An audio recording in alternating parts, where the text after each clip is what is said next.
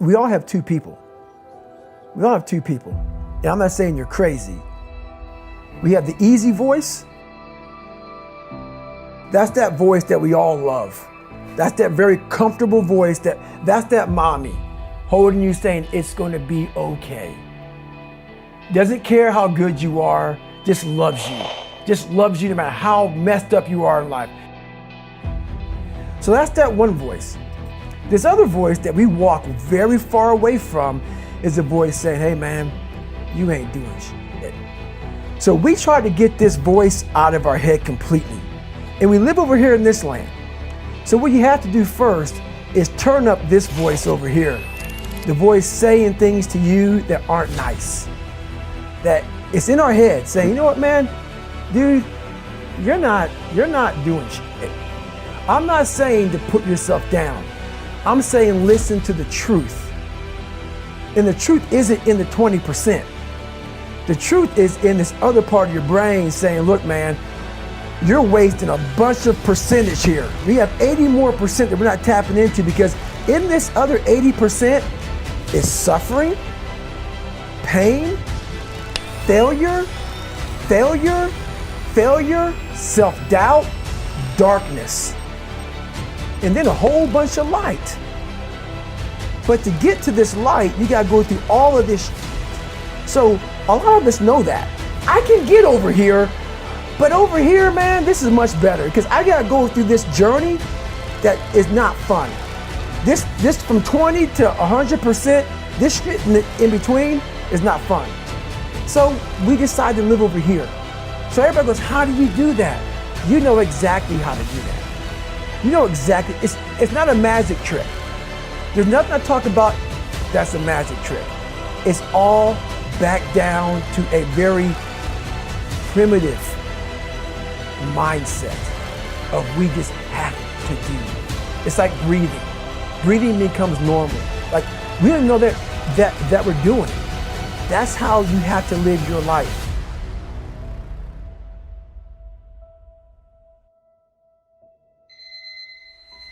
When that alarm clock goes off at 4 or 5 in the morning, your mind says no. You just say, it's just what we do.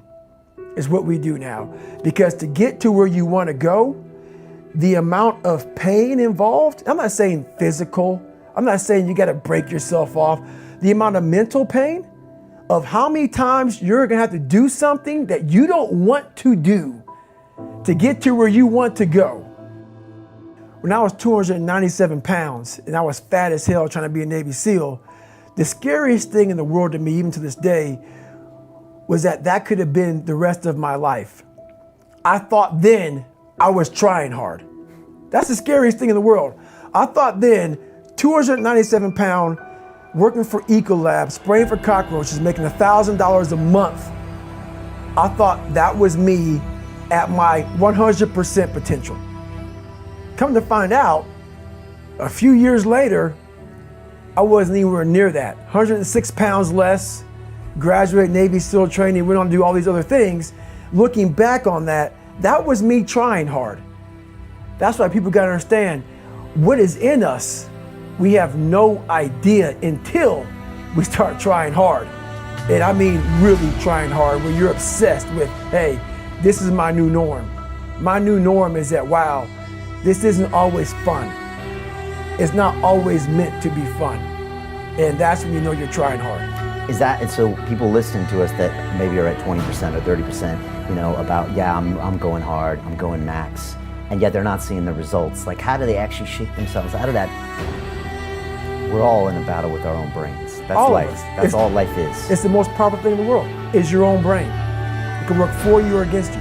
And as opposed to focusing on all those bad things that happened, all the things you didn't have, the people that called you names, all the stuff in Brazil Indiana, and you start thinking, wait a second, I just visualized this, and now I can take it to the next level, because the visualization got you through the SEAL training. It did, and I was able to visualize the end. So when I was 297, and I was all fat and out of shape, and I couldn't run a quarter mile, and I was drinking milkshakes and eating boxes of donuts, I visualized, man, how would it feel? For a brief moment, So there was 22 guys that graduated. I watched this segment on TV about these guys going to Navy SEAL training. And I couldn't even, I wasn't a great swimmer. I was afraid of the water, all this crap, man. But at the very end, it says 22 guys. This commanding officer's up there and he gives this great speech.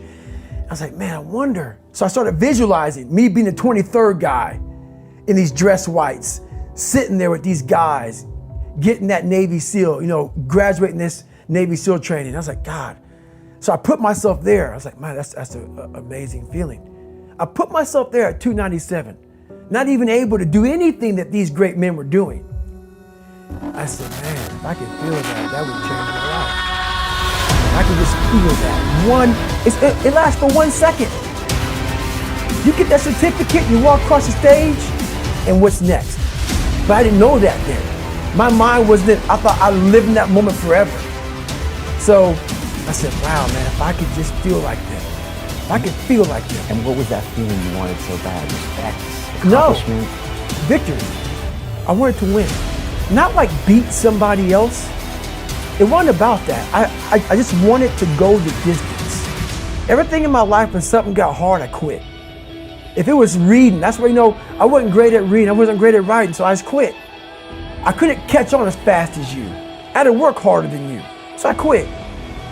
I wasn't great at things, so I quit. I'm not good at this.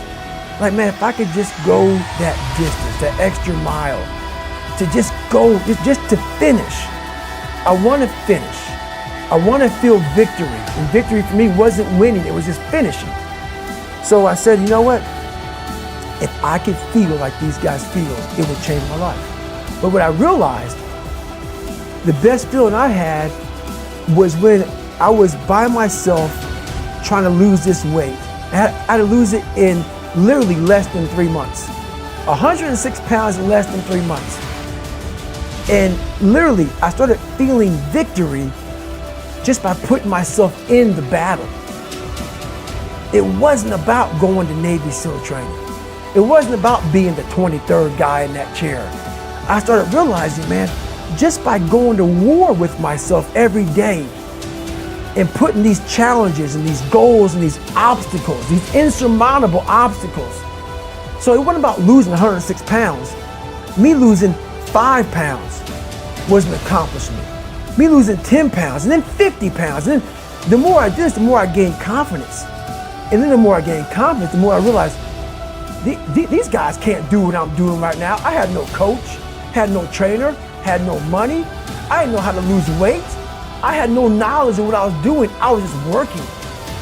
I was just sacrificing. And then through that, all these different tools started coming up. But I would have never found these tools if I didn't put myself in a very uncomfortable place.